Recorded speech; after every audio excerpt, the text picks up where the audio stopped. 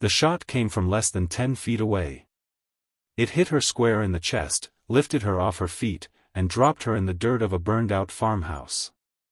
The echo hadn't even faded when the laughter began, men laughing over the radio, trading jokes and taking pictures of her body before moving on to their next kill. But Lieutenant Commander Elena Drake wasn't done. Because when you shoot a Navy SEAL in the heart, you'd better make sure it stops beating. The air didn't feel right that morning, too clean, too still. Elena leaned against the armored flank of a matte green MRAP and scanned the ridge line. The convoy route coiled through a forgotten stretch of the Balkans, a place that had switched flags so often it no longer remembered its own name. On paper, this was a NATO patrol, routine security, no threat expected. Unofficially, she'd walked through minefields that felt safer. Her team was solid, 8 SEALs, 3 Polish GROM operators, and a handful of local contractors whose boots didn't match their patches. Something about them had set her teeth on edge since dawn.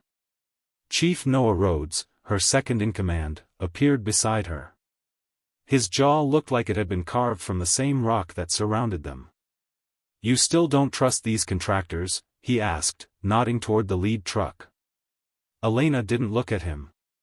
Their gear's too new. And one of them called a magazine a clip.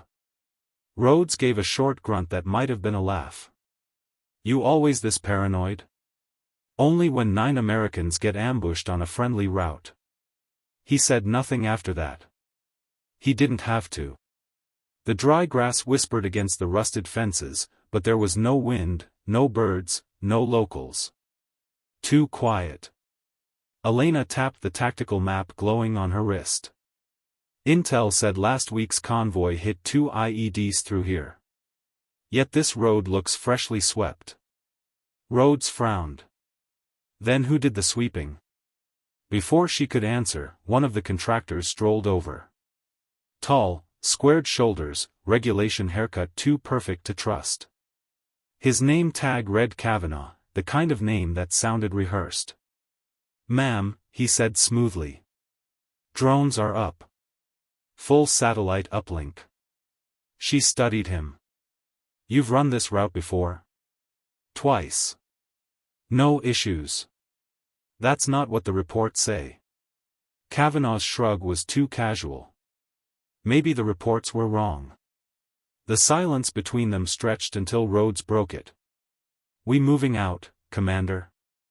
Elena gave the landscape one last look, cliffs, abandoned farmhouses, bends in the road that felt rehearsed, and nodded. "Mount up."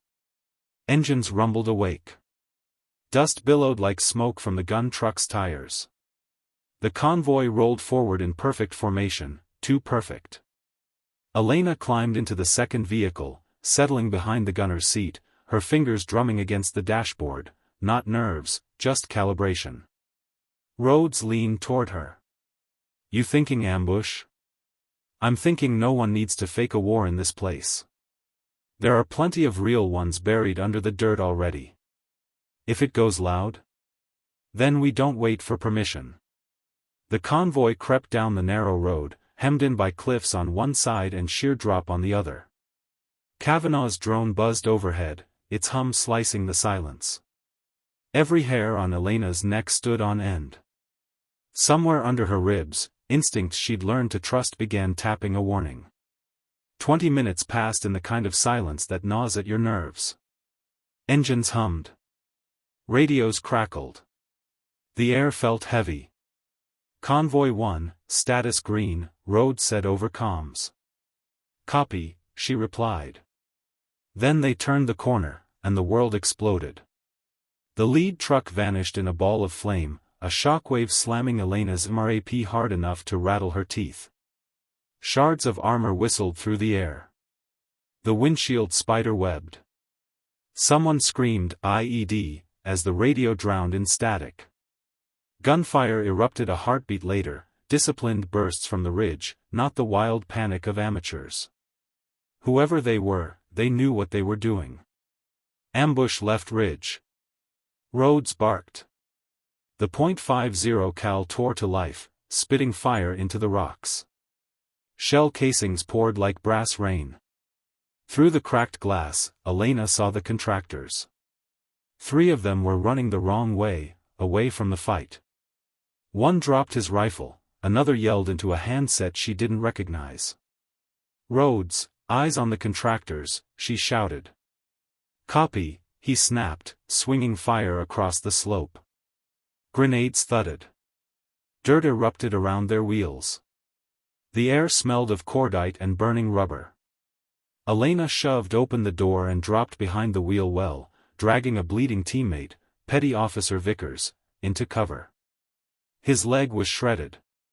She pressed gauze to the wound until her gloves turned red. Then came a single, clean sound. A sniper's shot. The impact hit like a sledgehammer to the chest. Her breath vanished. She fell backward, the world tilting into blur and smoke. For a heartbeat, all she saw was the sky, fractured blue through black haze. "Commander down." Rhodes's voice roared through static. The world narrowed to sound and heartbeat. Gunfire. Orders. Laughter from the ridge, someone celebrating too soon. Pain screamed through her body, but she wasn't gone. Not yet. Her father's voice echoed in her mind, from a lifetime ago, during drown-proofing drills. The body breaks before the will does. Don't listen to the body. She gasped, every breath knives in her chest. Her armor plate was cracked. Her ribs shattered. Her lung punctured. But the heart kept beating. And as long as it beat, Lieutenant Commander Elena Drake was still in the fight. Boots scuffed through gravel. Voices moved closer. "Confirm the chest shot," one said. "Nobody survives that." Elena Drake lay motionless in the dust, blood leaking from her lips, breath shallow enough to stir only a few grains of dirt. The sniper round had cracked her trauma plate and carved agony through her ribs, but the bullet hadn't found her heart. Not yet. She heard them before she saw them, 3 men, masked and calm, moving with the precision of people who had done this before. One knelt beside her. She caught a whiff of gun oil and cigarettes. "Primary target neutralized," he said into his radio. "Repeat, target down." "Copy that," another voice replied from somewhere higher up. "Collect the gear. We'll stage the bodies after." A hand grabbed her vest strap, rolled her halfway over. Pain flared white-hot in her chest, but she kept her eyes half-lidded, head limp, body slack. "Dead enough to fool them." "Lighter than I expected," one muttered with a Slavic lilt. "How the hell did this one lead a team?" "Special Forces," another snorted. "They all break the same, especially the women." Their laughter scraped like glass. They dragged her by the arms across the dirt road toward the blackened remains of a farmhouse perched on the ridge. The place looked like it had been bombed years ago, half a roof, soot-streaked walls, and beams that leaned like broken ribs. They dumped her inside what had once been a living room. Charred floorboards groaned under her weight. "Let her bleed out," one said. "We'll take the photos after she's gone." Elena cracked one eyelid just enough to see a flash, a cheap camera clicking in the dim light. The man was photographing her chest, the shattered armor, the trident badge visible through torn webbing. "Staged evidence. See? Chest wound. Instant kill," he muttered. A new voice came from the doorway, steady, confident, wrong in all the same ways she'd noticed earlier. "Let me check." Her pulse spiked. "Kavanaugh. You've got your pictures," one of them protested. "What more do you need?" Kavanaugh stepped closer, the crunch of his boots slow and deliberate. "Intel said she might have seen something before the ambush. We need to be sure." The words sank like a weight into her blood. So this wasn't random. It was a cleanup. He crouched beside her. She could smell the bitter coffee on his jacket, the faint trace of metal polish on his gloves. "Was she carrying anything?" he asked. "Sidearm, radio, all dumped." No body cam, one answered. Kavanaugh sighed, almost disappointed. She was supposed to disappear quietly. Now we have to stage it. Locals will find the convoy, blame the militia. Same playbook as before. He stood, voice low. Finish it. Then burn the place. They turned away. Gravel crunched. Doors creaked. Then silence. Elena didn't move for a full minute. Her pulse was a drumbeat in her skull. Her body screamed at her to stay down, but her will refused to die. She focused on her breathing, tiny, measured inhales through gritted teeth. The pain was so sharp it blurred her vision. Somewhere deep inside, training kicked in. Separate pain from purpose. One movement at a time. Her fingers twitched, scraped the floorboards. They brushed against something cold, metal. A rifle. Empty chamber, but the magazine was still attached to its sling. Luck, or arrogance, had left it behind. She shifted slowly, each inch of motion sending fire through her ribs. Propping herself up took every shred of strength. Her hands shook violently, but she managed to seat the magazine and rack the slide. Loaded. Outside, footsteps approached. Voices again, closer now, careless, laughing. I told you, dead as stone, one said. Wrap her up, dump her in the ravine. She's not going anywhere. The first man stepped through the broken doorway, rifle slung over his shoulder. He didn't even look at her. Big mistake. Elena moved. Pain blackened the edges of her vision, but she drove through it. One smooth motion, lift, aim, fire. The rifle cracked. The man dropped before he could turn. His partner outside barely got a shout off before her second round tore through his clavicle. A third finished it. Silence. Her breath rasped loud in the aftermath. Blood dripped from her vest onto the floorboards, steady as a metronome. 3 minutes passed before she could move again. Then a voice hissed through the dead man's radio. Confirm execution. Where's the photo? Elena pressed the transmit button, her voice hoarse but cold. This is Drake. You shot me in the chest. You should have aimed higher. Static. Then pure silence. She stripped both corpses of their gear, mags, pistol, knife, flashbang, and a med kit. 2 painkillers dry between her teeth, enough to keep her upright, not enough to dull her edge. She looked down at her ruined vest. The ceramic plate was cracked through, blood soaking the fabric. But the badge above her heart still gleamed. So did the spark in her eyes. She wasn't done. Not even close. The farmhouse was barely standing, half roof, cracked beams, a skeleton of a home long abandoned. But to Elena Drake, it was perfect. A ruin could hide ghosts. Tonight, she was one. She crouched behind a collapsed wall, forcing her breathing to steady. Every inhale burned like fire, every exhale bubbled faintly with blood. Her chest plate was shattered, her ribs a battlefield of pain, but she was alive. And as long as her heart kept beating, so did the mission. She checked her inventory. 2 rifles, 3 half-full magazines, a sidearm, 1 flashbang, a knife, and a med kit that looked like it had been through a blender. Not much, but enough. The enemy still thought she was dead. That would be their undoing. Elena tuned the captured radio. Static hissed, then a clipped voice cut through. Team 3, confirm visual. We've lost contact with your unit. Negative, came another reply, strained.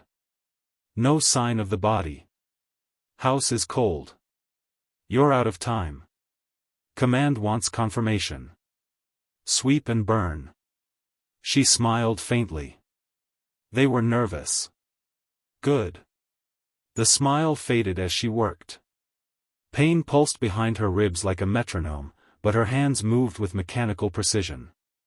She rigged the front door first, propped a broken beam at shoulder height, looped paracord around it, and tied the end to a grenade pin. Anyone kicking the door would eat the blast. Next came the stairs. She tied a flashbang to a tripwire at the base. Not lethal, but blinding enough to give her a second of advantage. She climbed into the remains of the loft, crawling through soot and splintered boards. The air smelled like ash and rot. A broken window gave her a narrow line of sight over the road, perfect for an ambush. She set her rifle there, sight trained on the shadows below. Then she waited. Not like prey, like a predator. Minutes passed. Then footsteps. 3, maybe 4 men. Voices low, tense. She was right here. The blood trail ends at the house. Check the corners. Don't touch anything until I say. The first man slipped through the window, quiet and fast, knife ready. Elena didn't give him a chance. Her shot cracked through the night. The bullet punched through his temple before his boots touched the floor. The others froze. Then chaos erupted. Contact. Inside, she's alive. They rushed the door. Her trap detonated. The explosion ripped through the entryway, showering the room in fire and wood splinters. One man flew backward, hitting the wall hard enough to splinter it. Another screamed outside, his voice cutting off mid-word. Elena stayed low, reloading with trembling fingers. The radio squawked again, panicked now. Team 4, report. What the hell happened? She keyed the mic, voice cold and steady. Down 2. Send more. A pause. Then disbelief. You're bluffing. Come find out, she said. Outside, shouting. Orders. Someone yelling to flank left. She shifted positions, crawling to the far corner where moonlight bled through a hole in the roof. Her body screamed in protest, but her mind was a knife, clear, sharp, deliberate. They came again, fast and reckless. A flare ignited outside, painting the ruins in red light. One figure darted through it, trying to rush the side window. She fired once, center mass. He dropped. Another shouted in fear, firing blindly into the dark. His rounds chewed stone. She waited until his muzzle flash gave him away, then returned one clean shot. Silence followed. Her chest heaved, every breath a razor. She pressed a bloody hand against her vest, feeling the faint thud beneath. Still beating. Still fighting. Then, a different sound. A single, surgical crack. A bullet slammed into the beam inches above her head, spraying splinters. She froze. That wasn't from the squad. That was precision. A sniper. The radio came alive again, but the voice was calm this time. That last one was a warning. Elena said nothing. You're clever. Farmhouse traps, fake death, good work. I've seen it before. Still nothing. She shifted her weight, scanning the ridges through the broken glass. Her instincts locked onto the northern slope, 200 meters out, faint movement between 2 pines. A silhouette half-crouched, long barrel, suppressed muzzle.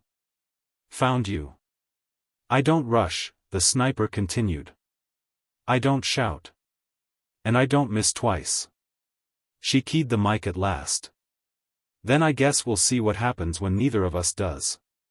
A soft chuckle came through. Name's Arto Vannery. Finnish. Ex-Special Forces. Now private contracts. And you, Lieutenant Commander Elena Drake. The Iron Heart. He knew her name. He knew her nickname. The fact chilled her blood more than the bullet had. You've got me boxed in, she asked quietly, crawling toward the broken side wall. 2 more steps, and I'll take your jaw off. She smirked.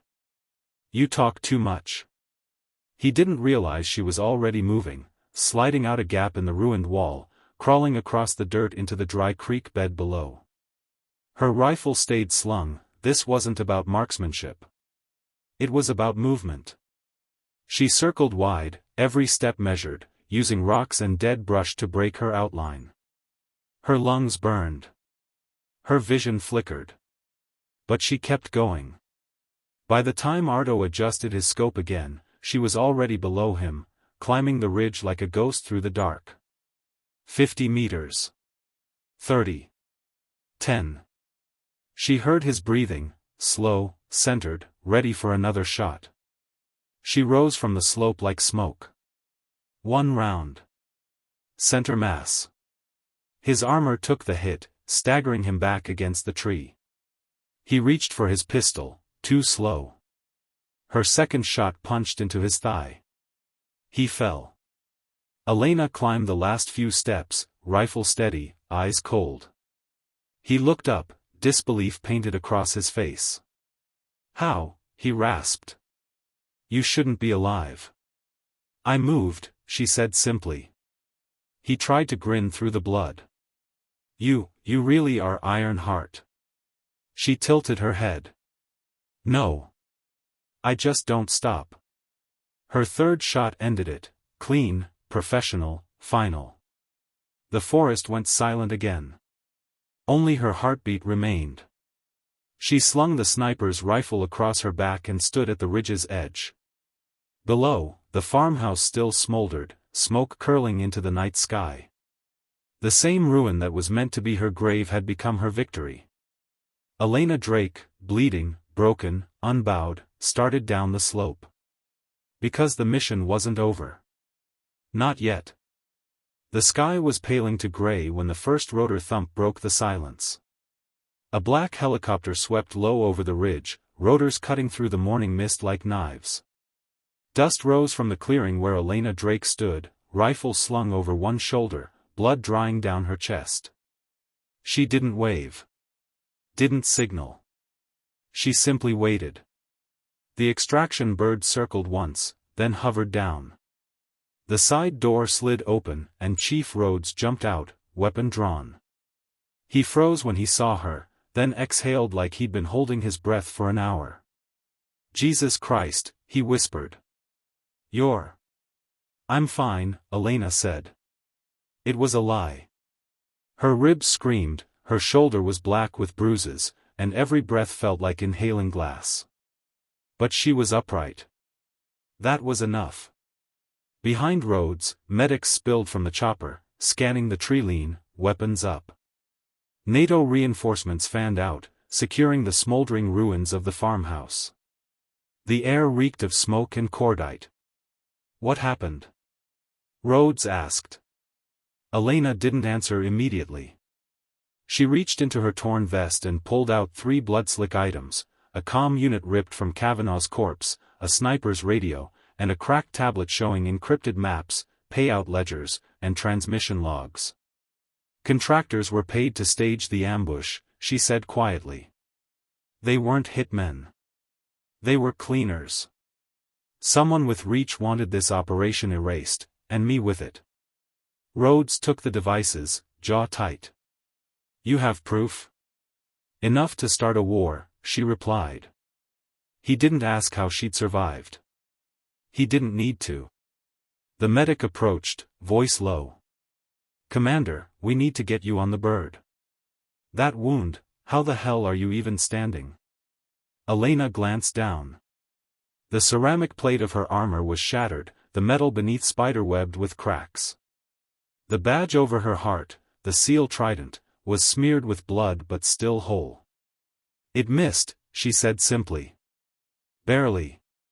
When the medic touched her arm to guide her toward the helicopter, he hesitated. She wasn't trembling. She wasn't in shock. Just calm, too calm for someone who'd been shot, beaten, and left for dead. Behind them, the surviving SEALs emerged from the tree line, battered, bandaged, but alive. They froze when they saw her. Some of them had watched her fall. Others had heard the call over comms, "Commander down." Now she was walking toward them through the haze, steady, silent, alive. No one spoke at first. Then one of the Polish GROM operators muttered something in his native tongue, soft, reverent. A teammate translated under his breath. Heart of steel. Rhodes shook his head.